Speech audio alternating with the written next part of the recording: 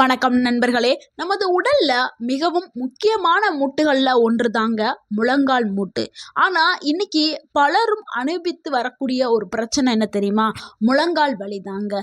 மூட்டு கடினமா இருக்கிறது, நடக்கும்போது சத்தம் கேட்பது, அப்புறம் படிக்கட்டில் ஏற முடியாத நிலை. இந்த பிரச்சனைகள் 40 வயதுக்கு மேல உள்ளவர்களிடம் மட்டும் இல்லைங்க. இப்ப இந்த காலகட்டத்தில் 30 வயதை எட்டின பலருக்கும் இந்த வலி ஆரம்பமாகிறது. ஆனால் நண்பர்களே, ஒரு எளிய இயற்கை வழி இதுக்கு இருக்கிறது. ஒரு பொருளை நீங்கள் தண்ணீரில் இரவு முழுவதும் ஊற வைத்து காலையில் ஒரு கிளாஸ் நீங்கள் குடிச்சிட்டு வந்தீங்கன்னா உங்களுடைய மூட்டுகள் பலம் பெறும், எலும்புகள் உறுதியாகும், முழங்கால் வலி மெதுவாக குறைய ஆரம்பிச்சிடும். அது என்ன பொருள், அதை எப்படி பயன்படுத்த வேண்டும் எப்படிங்கிறத இந்த வீடியோவில் முழுமையாக நீங்கள் தெரிந்து கொள்ள போறீங்க. ஸோ வீடியோவை ஸ்கிப் பண்ணாமல் முழுமையாக பாருங்கள், உங்களுடைய ஆரோக்கியம் கூட செய்யும்.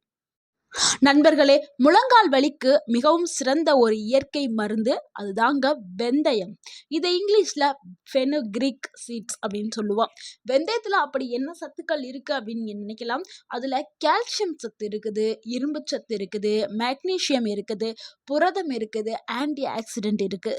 ஸோ இந்த சத்துக்கள் எல்லாம் தான் உங்களுடைய மூட்டுகளில் ஏற்பட்ட அந்த இன்ஃப்ளமேஷன், அலர்ஜி எல்லாத்தையுமே குறைக்கிறதுக்கு உதவி பண்ணுது. ஸோ எப்படி இந்த வெந்தயத்தை வச்சு எப்படி அதை நம்ம சரியான முறையில் தயாரிப்பது அப்படிங்கிறத பார்த்தலாம்.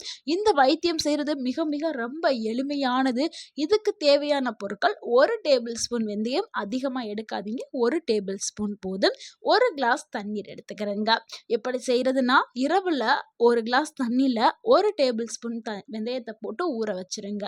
அது முழுவதும் ஊறிடும். காலையில் எழுந்த உடனே அந்த தண்ணீரை நீங்கள் குடிச்சிட்டு வெந்தயத்தை நல்லா பற்கள் வைத்து நல்லா மென்று மென்று மென்று மென்று சாப்பிடுங்க. ஸோ இது எப்படி உங்கள் உடலில் போய் வேலை செய்யுது தெரியுமா? வெந்தயம் மூட்டுகளுக்கு மிகவும் நல்லதுங்க. இது அலர்ஜியை குறைக்கும், முழங்கால்களில் ஏற்பட்ட அந்த வலியை குறைச்சி உங்களை நல்ல நடக்கும்படி செய்ய வைக்கும். ஸோ மூட்டு அலர்ஜிக்கு காரணமாக வர்றது அந்த மூட்டுகளை சுற்றி இருக்க அந்த வலி, வீக்கம் எல்லாத்தையுமே குறைக்கிறதுக்கு வெந்தயம் பயன்படுது. அடுத்து 2வது நன்மை என்னன்னா, எலும்புகளை பலப்படுத்தும். சில பேருக்கு என்ன ஆகும்னா, எலும்புகள் தேய்மானமாயிருக்கும். வயது காரணமாக, சத்து குறைபாடு காரணமாக எலும்புகள் தேய்மானமாயிருக்கும். ஸோ அந்த எலும்புகள் எல்லாத்தையுமே பலப்படுத்தும். ஏன்னா கால்சியம் சத்து இதில் நிறைஞ்சிருக்கிறதுனால எலும்புகளை வலுவாக்குறதுக்கு வெந்தயம் பயன்படும். இது கால்சியம் மட்டும் இதில் இல்லைங்க, மெக்னீஷியமும் சேர்ந்துருக்குது. ஸோ கால்சியம், மெக்னீஷியம் இந்த 2 சேர்க்கை எலும்புகளை வலுவாக்குறதுக்கு பயன்படுது. அடுத்து 3வது நன்மை அப்படின்னா, மூட்டு சுரப்பியை அதிகரிக்கிறதுக்கு இந்த வெந்தயம் பயன்படுது. மூட்டுகளில் இருக்க அந்த சைனோவெல் ஃப்ளூயிட் இருக்குல்ல, அது மூட்டுகளை மென்மையாக இயங்குறதுக்கு உதவி பண்ணுது. வெந்தயம் அதை அதிகரிக்க, அந்த சைனோவியல் ஃப்ளூயிடை அதிகமாக்குறதுக்கு உதவி பண்ணுது. இதை எத்தனை நாட்கள் குடிக்க வேண்டும் அப்படிங்கிறத பார்த்தலாம். இந்த தண்ணியை நீங்கள் 30 நாட்கள் தொடர்ந்து குடிக்கணும். அப்போ தான் நீங்கள் நினச்சதை விட உங்களுக்கு வலி நல்லா குறைஞ்சிருக்கும். மூட்டுகளில் அந்த ஏற்படக்கூடிய சத்தம் எல்லாமே குறைஞ்சிருக்கும். நடக்கிறது ரொம்ப எளிமையாயிரும். ஸோ தொடர்ந்து நீங்கள் எடுத்துக்கிறது தான் நல்லது. ஸோ ஒரு நாள் சாப்பிட்டுட்டு வலி குறையலை, இது ஒர்க் அவுட் ஆகலை அப்படின்னு நினைக்காதீங்க. இயற்கையான மருந்துகள் மெதுவாகத்தான் வேலை செய்யும், ஆனால் எந்த ஒரு பக்க விளைவையுமே கொடுக்காது. ஸோ நீங்கள் தொடர்ந்து செஞ்சுட்டே வாங்க, நல்ல ஒரு பலனை நீங்கள் பெறலாம். சில இங்கிலீஷ் மெடிசன்ஸ்லாம் இருக்குல்ல, வலின்னு சொல்லிட்டு என்ன பண்ணுவீங்க, வலி மாத்திரை போடுவீங்க. போட்ட உடனே உங்களுடைய வலிகளை சரி பண்ணும். ஆனால் இது தற்காலிகமான ஒரு வலியை தான் அது சரி பண்ணும், அந்த மாத்திரை மருந்து. ஆனால் அதனால் பல பக்க விளைவுகள் வரும். ஸோ அதனால தான் உணவே மருந்து. ஸோ வெந்தயம் சாப்பிட்றதுனால எந்த ஒரு பக்க விளைவும் இல்லை. அதுக்காக நீங்கள் அளவுகளை அதிகமாக சாப்பிடாதீங்க. டெய்லியும் 1 டேபிள் ஸ்பூன் எடுத்துட்டு வாங்க, உங்களுக்கு வலிகள் எல்லாமே சூப்பராக குறைஞ்சிரும். இது கூடவே சில உணவுகளையும் நீங்கள் தொடர்ந்து எடுத்துகிட்டு வந்தீங்கன்னா விரைவாகவே நீங்கள் இந்த வலியில் இருந்து மீண்டு வரலாம். ஸோ முழங்கால் வலியை குறைக்கிறதுக்கு இந்த உணவுகளை கண்டிப்பாக நீங்கள் உணவில் சேர்த்துக்கிறணும். அதுதாங்க எள்ளு. எள்ளுல அதிக அளவுல கால்சியம் சத்து இருக்குது. ஸோ அதனால உங்களுடைய முழங்கால்களை ஸ்ட்ரென்த் ஆக்குறதுக்கு, எலும்புகளை வலுப்படுத்துறதுக்கு எள்ளு வந்து பயன்படுது. ஸோ எள்ள கண்டிப்பாக நீங்க உணவுல எடுத்துட்டு வரணும். ஸோ வெந்தயம் மட்டும் போதாதுங்க. வெந்தயத்தை காலையில வெறும் வயிற்றுல நீங்க குடிச்சிருவீங்க. குடிச்சு முடிச்சுட்டு மதியானமோ இல்லை நைட்டுக்கு சட்னியாகவோ எள்ளை வந்து கண்டிப்பாக சேர்த்துக்கிறங்க. இல்லைன்னா ஈவினிங் ஸ்நாக்ஸாக கூட எள்ளை எடுத்துக்கிறங்க. மதியானத்தில் எள்ளு சாதமாகவோ நீங்கள் எடுத்துக்கலாம். ஸோ எள்ளை வந்து எப்படியாவது நீங்கள் பயன்படுத்தியே ஆகணும். ஸோ அந்த மாதிரி நீங்கள் எடுத்துக்கிறங்க. அடுத்து 2வது வந்து பாதாம் தாங்க. பாதாம் வந்து உங்கள் மூட்டுகளுக்கு ஒரு சிறந்த உணவாக இருக்குது. ஏன்னா அதில் வந்து கால்சியம் அதிகமாக இருக்குது. Vitamin E, healthy fat, proteins இது எல்லாமே இருக்குது. ஸோ அதனால் நீங்கள் கண்டிப்பாக பாதாமையும் நீங்கள் எடுத்துகிட்டு வரணும். ஸோ எப்படி எடுக்கணும்னா, இரவில் வந்து 5 பாதாமை எடுத்து நீங்கள் தண்ணீரில் ஊற வச்சுட்டு, காலையில் அந்த பாதாமை எடுத்து அது மேலே இருக்கக்கூடிய லேயர் தோல் இருக்குல்ல, அந்த தோலை நீங்கள் உரிச்சிட்டு காலையில் வெறும் வயிற்றில் நீங்கள் சாப்பிடணும். ஸோ இதில் கால்சியம் சத்து அதிகமாக இருக்கிறதுனால உங்களுடைய எலும்புகளை வலுப்படுத்துறதுக்கும் உங்களுடைய மூட்டுகளை ஆரோக்கியமாக வச்சுக்கிறதுக்கும் பாதாம் பயன்படுது. அடுத்து 3வதா பார்க்கக்கூடிய ஒரு உணவு என்னன்னா கீரைங்க. முருங்கைக்கீரை. முருங்கைக்கீரை ரொம்ப ரொம்ப பெஸ்ட்டான ஒரு மெடிசன் அப்படின்னு சொல்லலாம்.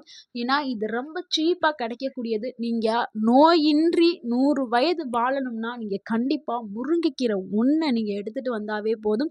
நீங்கள் நோயின்றி 100 வயது வந்து வாழலாம். ஏன்னா அந்த அளவுக்கு அதில் சத்துக்கள் நிறைஞ்சு போய் கிடக்கு. நீங்கள் நினைக்கலாம், என்னடா சாதாரண ஒரு கீரையை போய் இப்படி சொல்கிறாங்களே அப்படின்னு. நிறைய பேருக்கு வந்து தெரிஞ்சிருக்கும் முருங்கைக்கீரையில் என்னென்ன ஊட்டச்சத்துக்கள் இருக்குது அப்படின்னு. சிலருக்கு தெரியாது. அதனால தான் நான் சொல்கிறேன். ஸோ முருங்கைக்கீரையில் கால்சியம் அப்படின்னு சொல்லக்கூடிய ஊட்டச்சத்து அதிக அளவில் இருக்குது. இந்த கால்சியம் உங்களுடைய எலும்புகளை வலுப்படுத்துறதுக்கும் உங்களுடைய நரம்புகள், உங்களுடைய கால்கள் எல்லாத்தையுமே வலுப்படுத்துறதுக்கு உதவி பண்ணுது. அதே மாதிரி முருங்கைக்கீரையில் வந்து அயன் சொல்லக்கூடிய இரும்பு சத்து வந்து நிறையா இருக்குது.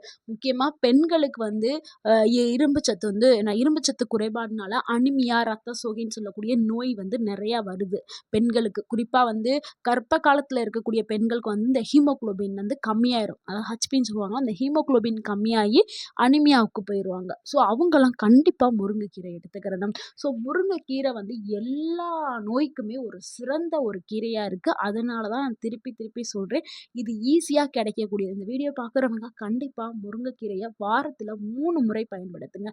நீங்கள் அந்த முழங்கால் வலிக்காகவும் மூட்டு வலிக்காகவும் நீங்கள் எவ்வளவோ மருந்து மாத்திரை எடுத்திருப்பீங்க, எவ்வளவோ செலவு பண்ணியிருப்பீங்க. ஆனால் சரியே ஆயிருக்காது. நீங்கள் மாத்திரை போடுவீங்க, வலி நிற்கும், திருப்பி வந்துடும். ஆனால் நீங்கள் முருங்கைக்கீரையை நீங்கள் தொடர்ந்து 1 மாதம் உங்கள் உடம்புல நடக்கக்கூடிய மாற்றத்தை நீங்களே உணர்வீங்க. ஏன்னா அந்த அளவுக்கு இதில் நிறைய சத்துக்கள் இருக்குது. அது மாதிரி வயதானவர்களுக்கு வந்து கண் பார்வை பிரச்சனை இருக்கும். ஏன்னா இதில் விட்டமின் ஏயும் இருக்குது முருங்கைக்கீரையில். ஸோ உங்களுடைய கண் பார்வையை சரி பண்ணுறதுக்கு, உங்களுடைய எலும்புகளை வளமாக வச்சுக்கிறதுக்கு, உங்களுக்கு புரோட்டீன் சத்தை கொடுக்கறதுக்கு, உங்கள் உடலை வந்து பாதுகாக்கிறதுக்கு முருங்கைக்கீரை ஒன்றே உங்களுக்கு போதும். ஸோ கண்டிப்பாக நீங்கள் வாரத்தில் 3 முறை எடுத்துக்கிறங்க. நீங்கள் சூப்பாக எடுத்துக்கலாம். இல்லை அதாவது ஆஞ்சு வைக்கிறதுக்கு கஷ்டமாக இருக்கும். அதனால நீங்கள் பவுட்ரா கூட நீங்கள் ஒரு டைம் நீங்கள் ரெடி பண்ணி பவுட்ரா வச்சுட்டா சாதத்தில் டெய்லியும் நீங்கள் சாதத்தில் சிறிதளவு போட்டு நீங்கள் சாப்பிட்டுட்டு வரலாம். ஸோ எந்த வடிவில் வேணாலும் நீங்கள் இந்த முருங்கைக்கீரையை நீங்கள் பயன்படுத்தலாம். சூப்பாக எடுத்துக்கலாம், கூட்டாக எடுத்துக்கலாம், பொரியலாக எடுத்துக்கலாம். ஆனால் முருங்கைக்கீரையை பயன்படுத்திட்டு நீங்கள் அதுக்கப்புறம் நீங்கள் உணர ஆரம்பிப்பீங்க. ஸோ இவங்க சொல்கிறாங்களே அப்படின்னு நீங்கள் நினைக்காதீங்க. முருங்கைக்கீரை ஒரு பெஸ்ட் மெடிசன். அடுத்து வந்து 4வது ஒரு உணவு என்னன்னா நெல்லிக்காய் தாங்க. நெல்லிக்காயும் முருங்கைக்கீரை மாதிரி ஈஸியாக கிடைக்கக்கூடிய ஒரு உணவு. இது ரொம்ப காஸ்ட்லிலாம் இல்லை. இப்போ சீசனில் நிறையாவே சீப்பாக கிடைக்கும். ஸோ டெய்லி ஒரு நெல்லிக்காவை எடுத்துகிட்டு வாங்க. உங்களுடைய ஆரோக்கியம் கூட செய்யும். இதில் விட்டமின் சி இருக்குது. உங்களுடைய எலும்புகளை ஆரோக்கியமாக வச்சுக்கிறதுக்கும் நோய் எதிர்ப்பு சக்தியை பல மடங்கு அதிகப்படுத்துறதுக்கும் நெல்லிக்காய் வந்து பயன்படுது. ஏன்னா அதில் விட்டமின் சி இருக்குது. ஸோ வெளியிலேருந்து வரக்கூடிய பாக்டீரியா, வைரஸ் போன்ற நோய்களின் தாக்குதலில் இருந்து உங்கள் உடலை பாதுகாக்கிறதுக்கு நெல்லிக்காய் ஒரு சிறந்த உணவாக இருக்குது. கண்டிப்பாக இந்த 4 உணவுகளையும் நீங்கள் எடுத்துக்கிட்டு வாங்க. உணவை பார்த்தாச்சு. முழங்கால் வலிக்கு சிறந்த உடற்பயிற்சி ரொம்ப ரொம்ப தேவை. ஸோ இந்த உணவுகள் மட்டும் போதாது, உணவுகள் கூட சில உடற்பயிற்சி நீங்கள் செய்யும் பொழுது முழுவதுமாகவே உங்களுடைய முழங்கால் வலியில இருந்து நீங்கள் நிவாரணம் பெறலாம். ஸோ அதுக்கு ஃபஸ்ட்டு நம்ம செய்யக்கூடிய எக்ஸசைஸ் என்னன்னா, சேரில் உட்காந்துட்டு பண்ணக்கூடிய எக்ஸசைஸ் தான். இதுக்காக நீங்கள் ஜிம்முக்கெல்லாம் போக வேண்டாம். உங்கள் வீட்டில் இருந்தே நீங்கள் ஈஸியாக எளிமையாக பண்ணலாம். நீங்கள் சேரில் உட்காந்துட்டு மெதுவாக உங்களுடைய கால்களை நேராக உயர்த்துங்க. அதாவது இந்த படத்தில் இமேஜில் தெரியுதுல, அந்த மாதிரி உங்களுடைய கால்களை நேராக நீட்டி 10 வினாடிகள் அப்படியே வச்சிருங்க. அப்படியே வச்சுட்டு திருப்பி இறக்கிட்டு இன்னொரு காலையும் அந்த மாதிரி மேலே நேராக நீட்டிட்டு 10 வினாடிகள் வச்சிருங்க. இந்த மாதிரி செஞ்சாலே போதும், உங்களுடைய அந்த மூட்டு வலி சரியாயிரும். மூட்டுகளுக்கு ஒரு நல்ல ஸ்ட்ரென்த்து கிடைக்கும். ஒரு ஸ்ட்ரென்த்தை கொடுக்கக்கூடிய ஒரு எக்ஸசைஸ் தான் இந்த எக்ஸசைஸ். இது ரொம்ப ரொம்ப சிம்பிளானது. அடுத்த ஒரு எக்ஸசைஸ் என்னன்னா, அது நடைப்பயிற்சி தாங்க. நீங்கள் தினமும் 15 நிமிஷமாவது மெதுவாக நடங்க. இல்லைனா இன்னுமே கூடுதலான நடக்க என்னால் முடியும் அப்படின்னா 30 நிமிடம் ஒரு நாளைக்கு நடுங்க. கண்டிப்பாக உடற்பயிற்சி ரொம்ப ரொம்ப அவசியம். நோயின்றி வாழ கண்டிப்பாக உடற்பயிற்சி. நடக்க மட்டும்தான் செய்யணும் அப்படின்னு இல்லை. வீட்டில் இருந்து நீங்கள் உட்காந்துக்கிட்டே எக்ஸசைஸ் பண்ணுறா இருந்தாலும் பண்ணலாம். இல்லை என்னால் கால்கள் நல்லா இருக்குது, என்னால் நடக்க முடியும் அப்படின்னா நீங்கள் ஸோ இது கூடவே ஒரு நாளைக்கு தேவையான தண்ணீர் எடுத்துக்கிறங்க. 2லேருந்து 3 லிட்டர் தண்ணி. தூக்கம் 7லேருந்து 8 மணி நேரம் தூக்கம் நல்லா தூங்கி எந்திரிங்க. ஸோ உங்களுக்கு உங்களுடைய இந்த மூட்டு வலியிலேருந்து முழு நிவாரணம் கிடைக்கும். அதே மாதிரி ஆயிலில் பொரிச்சது, வறுத்தது, இந்த மாதிரி எண்ணெய் ஐட்டங்களை கொஞ்சம் தவிர்த்து கொள்ளுங்கள். ஏன்னா அந்த ஆயிலில் அதிகமாக எடுக்கும் பொழுது உங்களுக்கு மூட்டு வலி அதிகமாகும். ஸோ அதனால தான் அதை நம்ம தவிர்க்க சொல்கிறோம். ஸோ தினமும் நீங்கள் 1 டேபிள் ஸ்பூன் வெந்தயத்தை எடுத்துக்கிறங்க. நம்ம பார்த்த 4 உணவுகளை எடுத்துக்கிறங்க. எக்ஸசைஸ் செய்யுங்க. கண்டிப்பாக உங்களுக்கு ஒரு நல்ல நிவாரணம் கிடைக்கும். நண்பர்களே, மூட்டு வலி வந்த பிறகு மருந்து தேடுறதுக்கு பதிலாக இயற்கை முறையில் உங்கள் உடலை பராமரிப்பது தான் மிக மிக ரொம்ப முக்கியம். ஒரு சிறிய பழக்கம், இரவில் வெந்தயத்தை ஊற வச்சு காலையில் குடிக்கிறது.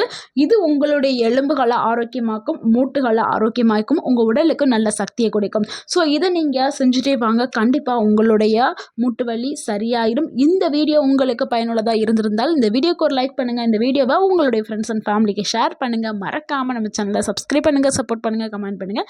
தேங்க்யூ ஃபார் வாட்சிங்.